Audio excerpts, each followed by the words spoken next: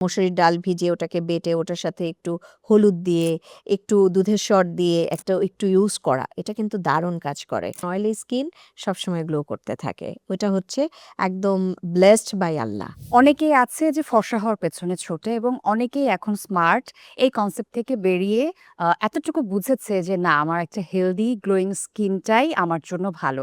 সৃষ্টিকর্তা আমাকে যে কমপ্লেকশন দিয়েছে সেটাকে যদি গ্লোয়িং করা যায় সেটাই আমার জন্য ভালো, স্কিনের ক্ষতি না করে। তো ঘরোয়া উপায়ে একটা গ্লোয়িং স্কিন পেতে আমরা কি করতে পারি? প্রথম কথা হচ্ছে গ্লোয়িং স্কিনটা আসলে আমাদের জন্য জরুরি। এই বিষয়টা বোঝা শুরু হয়েছে লাস্ট 2 ইয়ার্স আমার মনে হয়। হুম। ২ বছর ধরে। ২ বছরও পুরো হবে না, আরেকটু কমও হবে। কিন্তু এর মধ্যেই লোকজন কিন্তু খুব ভালোভাবেই নিজেদের যত্ন নেওয়া শুরু করেছে।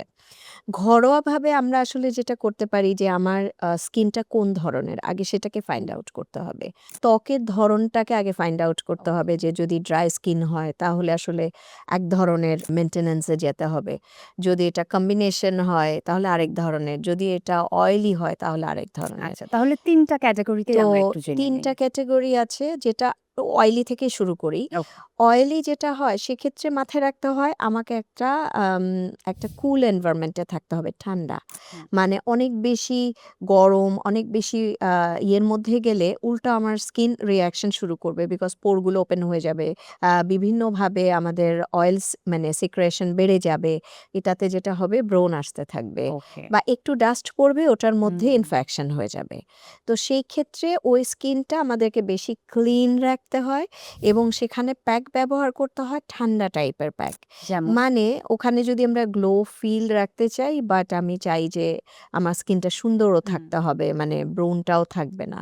তো তখন ওখানে শসাটা ব্যবহার করতে হয়। ওকে। ঠান্ডা শসাটা ফ্রিজে রেখে সেটাকে হয়তোবা গ্রেট করে ব্লেন্ড করে যেকোনো ফরম্যাটে যে কেউ নরমালি গ্রেটার দিয়ে গ্রেট করে করলেই হয়ে যায়। ওটা ইউজ করলে ফেইসে দিয়ে রাখলে ওটা ক্লিন হচ্ছে। ২ টো কাজ হয়। এক হচ্ছে ওটার যে তেলগুলো থাকে সেটা ক্লিন হয়ে স্কিনকে একদম পরিষ্কার পরিচ্ছন্ন করে।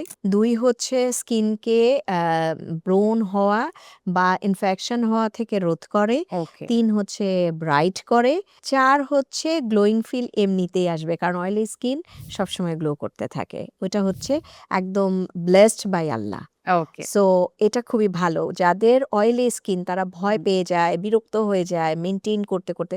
কারণ অয়েলি স্কিন মেইনটেন্যান্স অনেক হাই। হুম। সো ওটা বিরক্ত হয়ে যায়। বাট তাদের ক্ষেত্রে বলতে চাই যে তারা লাকি তাদের সহজে wrinkles পড়বে না, বয়সটাকেও বুঝবে না। এটা হচ্ছে বড় ব্যাপার। ওকে। দেন কম্বিনেশন? আমরা কম্বিনেশন এ যদি আসি ওখানে একটা ফ্রিডম থাকে, স্বাধীনতা থাকে। কম্বিনেশন এর জন্য আমরা যেটা অয়েলি স্কিন এর জন্য ইউজ করা যায়, যেটা ড্রাই স্কিন এর জন্য ইউজ করা যায়, দুটোই সে চাইলে ইউজ করতে পারে।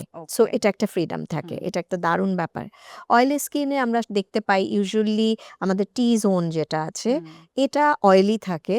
আর ইউ বাকিটা জোন ড্রাই। যেটা আছে এটা ড্রাই থাকে। সো সেই ক্ষেত্রে আমরা বাড়িতে বসে তারা যে প্রোডাক্টটা দিয়ে ইউজ করতে পারে যে ১ম এ স্কিন ক্লিন করার ব্যাপারটা মানে ডাবল করে ক্লিনজিং প্রসেসটা এইটা মেইনটেইন করতে হবে।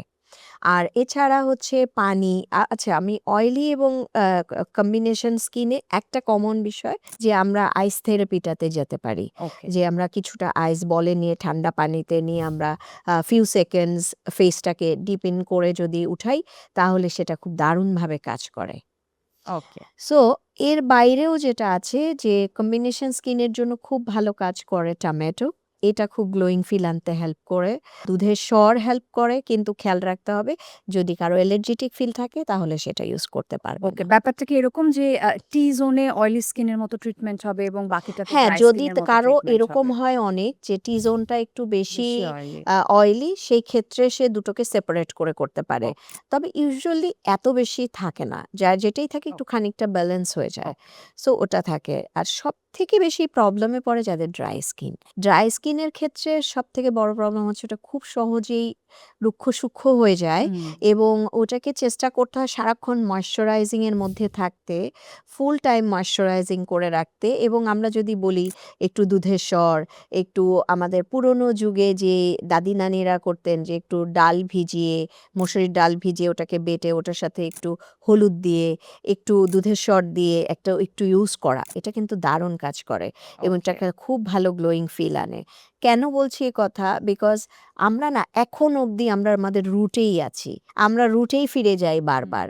আমরা হ্যাঁ, কেমিক্যাল ট্রিটেড অনেক কিছু আছে। কিন্তু আমি যখন ঘরে করছি আমি কিন্তু ওগুলোতে যাই না। আমরা কিন্তু ন্যাচারাল জিনিসগুলোই পছন্দ করি। আর আ তুমি জানো কিনা আমি জানি না, কিচেন হচ্ছে আমাদের বেস্ট বিউটি চর্চার বেস্ট প্লেস।